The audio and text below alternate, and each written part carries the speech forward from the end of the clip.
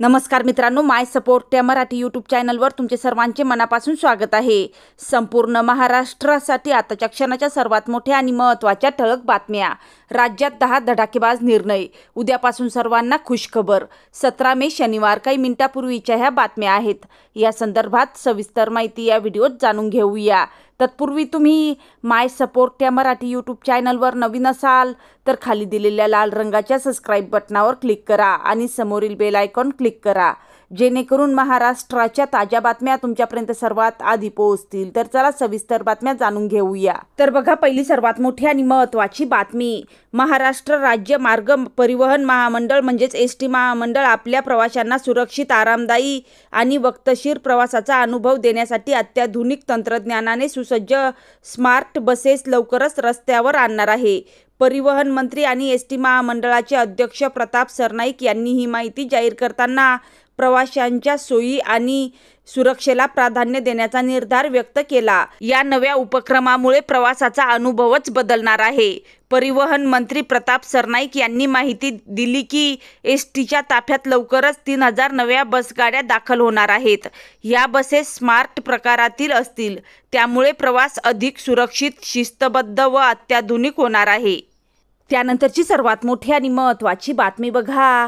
लाडकी बहीण योजनेचे आतापर्यंतचे बहुतांश हप्ते हे महिन्याच्या 25 ते 30 तारखेपर्यंत लाभार्थी महिलांच्या खात्यात जमा झाले आहेत।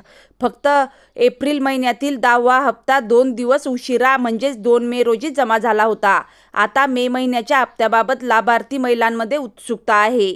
मिळालेल्या माहितीनुसार मे महिन्याचा हप्ता या महिन्याच्या अखेरीस जमा होण्याची शक्यता आहे।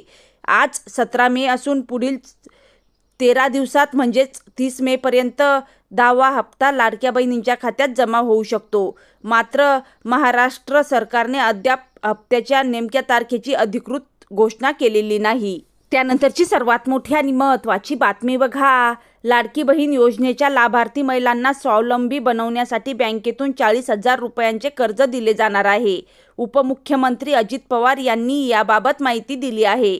ज्या बहिणींना उद्योग सुरू करायचा असेल त्यांच्यासाठी या योजनेच्या हमीवर लघु उद्योगांसाठी कर्ज उपलब्ध करून देण्याचा शासनाचा प्रयत्न आहे। या कर्जाचा हप्ता लाडकी बहीण योजनेतून शासनातर्फे भरला जाणार आहे। ही योजना सध्या विचाराधीन असल्याचे अजित पवार यांनी सांगितले। त्यानंतरची सर्वात मोठी आणि महत्त्वाची बातमी बघा। भटके विमुक्त समाजाला जात प्रमाणपत्र, आधार कार्ड, रेशनिंग कार्डसह विविध दाखले देण्यासाठी छत्रपती शिवाजी महाराज महाराजस्व समाधान शिबिर आयोजित करण्याचे आदेश महसूल मंत्री चंद्रशेखर बावनकुळे यांनी दिले। या समाजाला राज्यात कुठेही रेशनिंग दुकानातून धान्य उपलब्ध करण्यासह प्रलंबित असलेल्या सुमारे 15 मागण्यांवर बावनकुळे यांनी सकारात्मक निर्णय घेतले। या निर्णयाची तातडीने अंमलबजावणी करण्याच्या सूचना दिल्या। या संदर्भात मंत्रालयात झालेल्या बैठकीत भटके विमुक्त समाजाचे अनेक पदाधिकारी उपस्थित होते। अन्याय अत्याचार प्रतिबंधक व संरक्षण समितीची स्थापना करणे, भटके विमुक्तांना कसण्यासाठी पट्टे उपलब्ध करून देणे आदींसह अनेक निर्णय यावेळी घेण्यात आले आहेत। त्यानंतरची सर्वात मोठी आणि महत्त्वाची बातमी बघा। भारतीय हवामान विभागानुसार 31 मे पर्यंत मुंबईसह राज्यातील अनेक भागांमध्ये गडगडाटी वादळ, विजांच्या कडकडाटासह अवकाळी पाऊस पडण्याची शक्यता आहे। विशेषतः मध्य आणि दक्षिण महाराष्ट्र तसेच विदर्भातील काही जिल्हे या पावसाने अधिक प्रभावित होण्याची शक्यता आहे।